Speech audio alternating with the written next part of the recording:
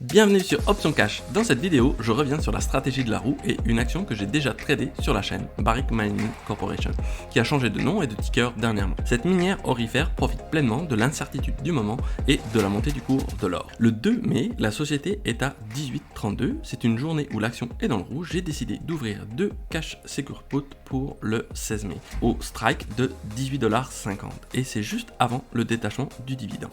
Ce qui signifie que je m'engage à acheter dans 14 jours 200 actions au prix de 18,50$ si l'action devait être en dessous de ce prix. Pour l'ouverture de ce contrat, j'ai gagné 65$ par contrat. J'étais content car je serais assigné juste avant les dividendes si l'action baissait. Et par la suite, je vendrai des covered calls pour gagner encore des primes. Cette vente de put a un delta de 0,53, ce qui signifie que j'ai 47% de chance d'être assigné. Le 16 mai, l'action finit à 17,85$. Je suis donc assigné, je dois donc acheter 200 actions à 18,50$, soit une dépense de 3700$.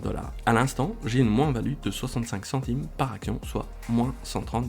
Le lundi suivant, le 20 mai, pour être sûr d'avoir le dividende qui est détaché le 30 mai, d'un montant de 10 centimes par action, je vends un call avec un delta plus faible, 0,18, soit 18% de chance d'être assigné. Je vends le covered call car j'ai les actions en collatéral sur le strike de 19,50$ à la date du 30 mai, soit une durée de 10 jours. Ce qui signifie que je serai dans l'obligation de vendre mes actions au prix de 19,50$ si l'action termine au-delà de ce prix. Pendant toute la période, on voit que l'action monte et termine à 19,16$.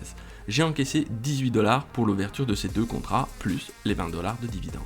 L'action est en dessous de mon strike, je garde donc mes actions le 30 mai. Je décide de vendre également deux nouveaux contrats plus agressifs avec un delta de 0,55 sur le strike de 19$ à la date du 6 juin. Donc je m'engage à vendre mes actions au prix de 19$ si l'action devait terminer à l'échéance au-dessus. Cette vente de call me rapporte 68$. Le vendredi 6 juin, l'action termine à 19,83$. Je dois donc vendre mes actions à 19$, soit un manque d'opportunité de la différence entre le prix de clôture et mon strike. 83 centimes x 200 actions. Mais j'ai toujours une plus-value par rapport à mon prix d'acquisition de 18,50, soit 50 centimes x 200. Nous avons fait un tour complet. Cette stratégie s'appelle la stratégie de la roue. Vous vendez un put jusqu'à être assigné et dès que vous êtes assigné, vous vendez des covered calls jusqu'à vendre vos actions. Et à chaque fois, vous prenez des primes et des dividendes si la société en verse. Il est important de bien choisir son sous-jacent car si l'action devait dévisser fortement, vous pourriez rester longtemps avec ces actions. Si on résume ce qui s'est passé sur une période d'un peu plus d'un mois, le trade a commencé le 2 mai et s'est terminé le 6 juin. J'ai immobilisé